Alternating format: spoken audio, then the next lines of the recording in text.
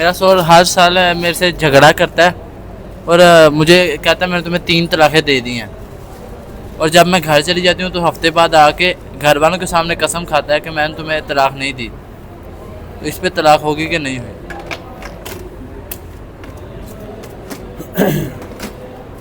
طلاق اگر دی ہے تو اس نے طلاق ہو گئی ہے، نہیں دی تو نہیں دی. ہم کون سے موقع پر موجود ہیں؟ خامد بہت سارے جھوٹ بولتے ہیں، طلاق دے دیتے ہیں، بعد میں کہتے ہیں مجھے پتہ ہی نہیں چلا. آگے لوگ کہیں تو بولا بیچارا، بولے پڑے کون دے جھوٹ بول رہے ہیں. بیٹا ہم دلیل کی بنیاد پر شرع یہ کہتی ہے گواہ بنا لو، کم از کم 2 گواہ ہوں پھر بات سنی جائے گی. ورنہ قاعدہ ضابطہ یہ ہے دلیل المدعی والیمین علی من انکر، جو دعویٰ کرتا ہے وہ دلیل دے، جو دلیل نہیں پیش کر سکتا مد مقابل قسم کھا لے.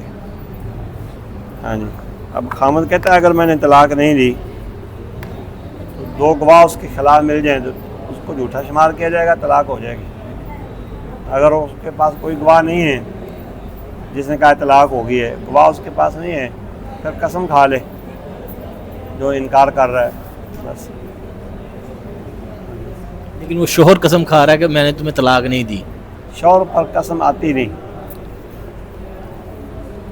اگر مدعی عورت ہے تو پھر آ جائے گی.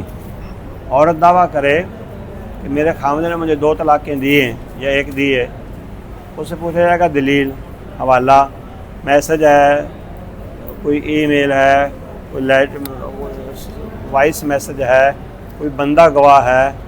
اگر وہ پیش نہیں کرتی پھر یمین آئے گی خامد پر، قسم آئے گی خامد پر. ہاں جی. اگر قسم کھا جائے تو ٹھیک ہے، نہیں ہوئی